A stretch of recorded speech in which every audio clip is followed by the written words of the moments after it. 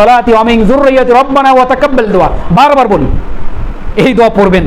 এই দোয়া না পড়লে ছেলেমেয়ে নিজেরাও সালাত আদায় করে হবেন না, ছেলেমেয়েরাও সালাত আদায় করে হবেন না। ওই ছেলেমেয়েরা আজকে দেখছেন না, তারা ফজর পর্যন্ত খেলা দেখে কিন্তু সালাত আদায় করে না। কি একটা অবস্থা!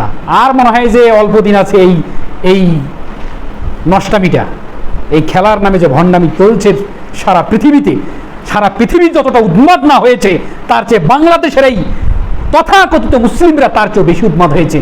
মাথা কাজ করে না, এমন এমন বাক্য আর এমন এমন আচরণ তার এখন পর্যন্ত মুসলিম আছে, এই কথা ভাবাটাও মনে হয় পাপের কারণ হবে। একজন তো বলতে বলতে বলে ফেলেছে যে অমুক খেলোয়াড় আমার আব্বা লাগে।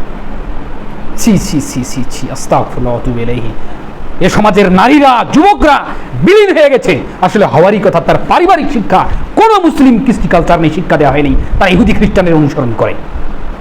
যাদেরকে অনুসরণ করছে তারা যুগ যুগ ধরে তাদের ইন্ধনে, তাদের অর্থে আমাদের ফিলিস্তিনি ভাইদেরকে রক্তের নদী বয়ে দিয়েছে ফিলিস্তিনের বুকে। তাদের অনুসরণ করছে এরাই এক সময় আবার বলবে আমাদের আহলুল হাদিস আলেমকে, আহলুল হাদিস সমাজকে এরা ইহুদির দালাল। তারাই ইহুদি খ্রিস্টানদের পোশাক, ইহুদি খ্রিস্টানদের খেলা, ইহুদি খ্রিস্টানদের কৃষ্টি কালচার নিয়ে সর্বক্ষণ নোংরামি করে চলছে, আর আমাদেরকে বলছে ইহুদির দালাল আমরা।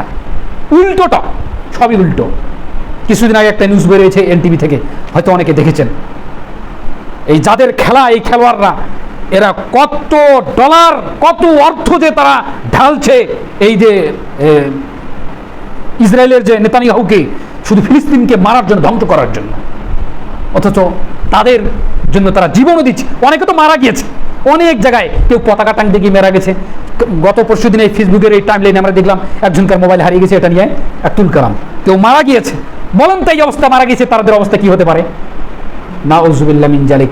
আল্লাহ তাদেরকে সঠিক বিচারের কাঠ করার জন্য দাঁড় করায়। সকলে বলে আল্লাহুম্মা আমিন। আল্লাহ যেগুলো বেঁচে আছে তুমি তাদেরকে হেদায়েত দাও, আর যদি না দাও তাদেরকে জমিন থেকে তুমি বিলীন করে দিয়ে দাও। আল্লাহর কাছে এই দোয়া করি। হে আল্লাহ, আমরা দোয়া করি আমাদের সন্তানরা যেন সুসন্তানে পরিণত হয়, এই দোয়া তোমার দরবারে করি। আল্লাহুম্মা আমিন। হে আল্লাহ, তোমার কাছে আমরা সুস্বাস্থ্য কামনা করি। আল্লাহুম্মা আমিন। আর আমরা আমাদের যারা আত্মীয় স্বজন মারা গিয়েছে তাদের ভুল ত্রুটি ক্ষমা করে দিয়ে তাদের কবরটাকে তুমি জান্নাতের বাগান করে দাও। আল্লাহুম্মা আমিন।